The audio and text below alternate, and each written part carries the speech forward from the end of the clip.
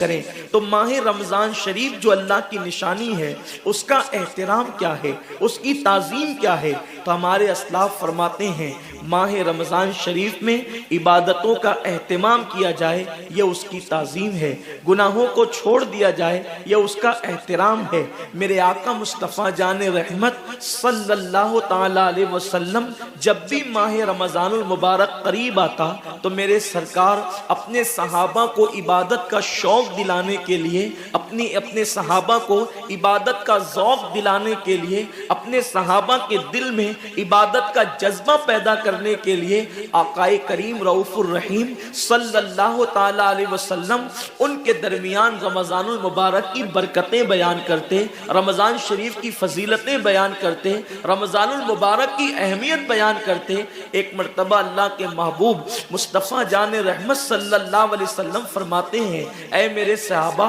اب تم پر ایک ایسا مہینہ جلوگر ہونے والا ہے کہ جس کی پہلی رات کی شان یہ ہے، جس کی پہلی رات کا مقام اور مرتبہ یہ ہے کہ جب ماہ رمضان کی پہلی رات آتی ہے تو آسمانوں کے دروازے کھول دیے جاتے ہیں، جنت کے دروازے کھول دیے جاتے ہیں، جہنم کے دروازے بند کر دیے جاتے ہیں، اور عرش کے نیچے سے ایک ہوا چلتی ہے، اور وہ ہوا جب رحمت کی ہوا چلتی ہے تو اللہ اس رات اپنے بندوں کو پیار کی نظر سے دیکھتا ہے، محبت کی نظر سے دیکھتا ہے، اور اللہ کی محبت کی نظر جس بندے پر پڑ جاتی ہے اللہ اس پر جہنم کی آگ کو حرام فرما دیتا ہے۔ میرے آقا صلی اللہ علیہ وسلم کے دیوانوں وہ مہینہ آنے والا ہے، وہ رات آنے والی ہے، وہ شب آنے والی ہے جس رات اللہ اپنے بندوں کو محبت کی نظر سے دیکھے گا، پیار کی نظر سے دیکھے گا، الفت کی نظر سے دیکھے گا۔ میرے پیارے آقا صلی اللہ علیہ وسلم کے پیارے دیوانوں آپ اندازہ کریں کتنا وہ مقدس بندہ ہے، وہ بندہ مقدر کا سکندر ہے جس کے وجود پر میرے اللہ کی نگاہ رحمت پڑ جائے، میرے کریم کی نگاہ رحمت پڑ جائے۔ ہم کس کس کی نگاہ کے طالب ہوتے ہیں، ہم کس کس کی توجہ کے طالب ہوتے ہیں؟ ہم سوچتے ہیں کہ پیر صاحب کی نگاہ پڑ جائے گی تو میرا بیڑا پار ہو جائے گا، یقیناً پیر صاحب کی نظر بڑی قیمتی ہے، دیوان شاہ بابا کی نظر پڑ جائے گی تو میری تقدیر بدل جائے گی، یقیناً اللہ کا ولی بڑی شان والا ہے، غوث پاک کی نظر پڑ جائے گی تو میرا بیڑا پار ہو جائے گا۔ اندازہ تو کریں جس پر اللہ کی نگاہ رحمت پڑ جائے، اور وہ رمضان شریف کی پہلی رات میں ہوتا ہے کہ اللہ اپنے بندوں کو پیار کی نظر سے دیکھتا ہے، اللہ اپنے بندوں کو محبت کی نظر سے دیکھتا ہے، اور خدا کی نگاہ رحمت جس پر پڑ گئی پھر اس کو جہنم کی آگ چھو نہیں سکتی، اس کو جہنم کی آگ جو ہے اس کو جلا نہیں سکتی۔ لیکن کتنے افسوس کی بات ہے ماہ رمضان شریف کی ایسی برکت والی رحمتوں بھری رات آتی ہے، اور وہ پہلی رات آتی ہے، اور اس رات میں ہم کیا کر رہے ہوتے ہیں؟ اس رات میں ہمارا حال یہ ہوتا ہے کہ ہم ہوٹل پہ بیٹھ کر ٹائم پاس کر رہے ہوتے ہیں، اس وقت ہم گھروں کے اندر بیٹھے ہوتے ہیں اور وقت کو ضائع کر رہے ہوتے ہیں، اور اب تو حال یہ ہو گیا ہے کہ ساری چیزوں سے تعلق توڑ کر ہم نے سارے رشتے اپنے موبائل سے جوڑ لیے ہیں۔ اس وقت ہمارا سب سے قریبی رشتہ دار اگر کوئی ہے تو وہ اپنا موبائل ہے۔ یہ ہنسنے کی بات نہیں ہے، یہ بہت نقصان کی بات ہے۔ اس قدر قریبی رشتہ، ماں باپ سے بھی زیادہ قریبی رشتہ موبائل سے، باپ سے بھی قریبی رشتہ موبائل سے، بیوی سے بھی زیادہ قریبی رشتہ موبائل سے۔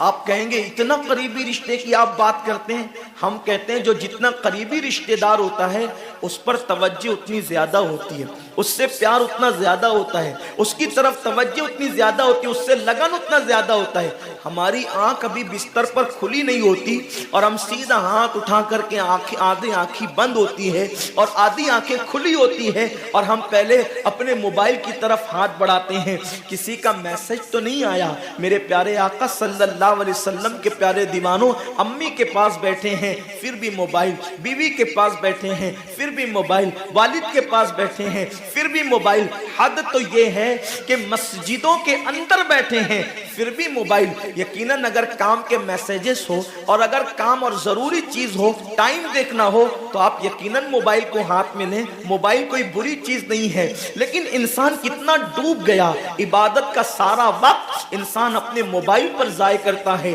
وقت کی قلت، انسان بار بار شکایت کرتا ہے وقت کی قلت دامنگیر ہے، ٹائم میرے پاس نہیں ہے، وقت میرے پاس نہیں ہے، میں بہت مصروف ہو گیا ہوں، میں بہت بزی ہو گیا ہوں۔ لیکن اس کو دیکھو کہ رات کے 2-2 3-3 بجے تک کے آن لائن رہتا ہے بلا ضرورت۔ ضرورت ہے تو کوئی بات نہیں، بلا ضرورت میرے آقا صلی اللہ علیہ وسلم کے دیوانوں، موت کی تلوار ہمارے سروں پہ لٹک رہی ہے اور ہمیں جلد سے جلد موت کی تیاری کرنا ہے۔ صوفیہ فرماتے ہیں جیسے سورج غروب ہونے والا ہوتا ہے تو کسان نظر سورج پر رکھتا ہے اور جلدی جلدی کام نپٹانے کی کوشش کرتا ہے۔ اس کو یاد ہے یہ بات، اس کے ذہن میں یہ بات کہ آج کا سورج غروب ہونے سے پہلے پہلے میں نے اپنے کام کو مکمل کر دینا ہے تاکہ کل کا سورج طلوع ہونے کے بعد میں نے پھر بیج بو کر کے آگے کا کام کرنا ہے۔ میرے آقا صلی اللہ علیہ وسلم کے دیوانوں، وہ کسان اگر یہ سورج غروب ہوتے ہوتے مر گیا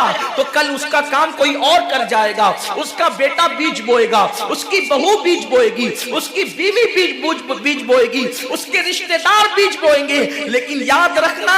اگر دنیا کے اندر ہماری زندگی کا سورج غروب ہو گیا تو پھر نیکیوں کا بیج ہماری جگہ کوئی نہیں بو سکتا۔ اللہ رب العزت نے کبھی ماہ رمضان کی شکل میں، کبھی شب برات کی شکل میں، کبھی شب قدر کی شکل میں، کبھی اللہ اکبر ماہ شعبان کی شکل میں، کبھی لیلۃ البراء کی شکل میں، کبھی شب معراج کی شکل میں، کبھی لیلۃ الجمعہ کی شکل میں یہ حسین قیمتی لمحات ہمیں اس لیے عطا فرمائے ہیں کہ میرے بندے اگر تو گناہوں کے اندر ڈوب گیا ہے، یہ مخصوص راتیں تجھے دے رہا ہوں، مخصوص دن تجھے دے رہا ہوں، ان راتوں میں میری عبادت کر لے، ان دنوں میں میری عبادت کر کے مجھے راضی کر لے تاکہ میں تیری مغفرت کر دوں۔ اور پھر رمضان شریف کی تو بات ہی جدا ہے۔ ماہ رمضان تمام مہینوں کا سردار ہے۔ میرے آقا مصطفیٰ کریم رؤوف الرحیم صلی اللہ علیہ وسلم فرماتے ہیں ماہ رمضان کو سارے مہینوں پر ایسی فضیلت ہے جیسے مجھ محمد کو تمام مخلوق پر فضیلت حاصل ہے۔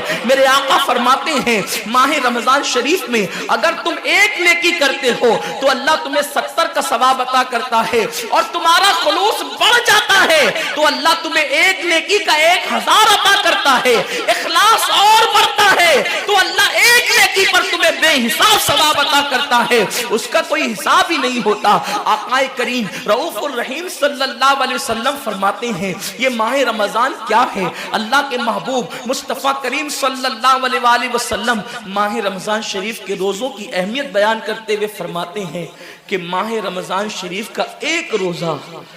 اگر کوئی چھوڑ دے اور پھر ساری زندگی اس کے بدلے میں روزہ رکھے تو ساری زندگی کے روزے اس ایک ماہ رمضان کے روزے کے برابر نہیں ہو سکتے۔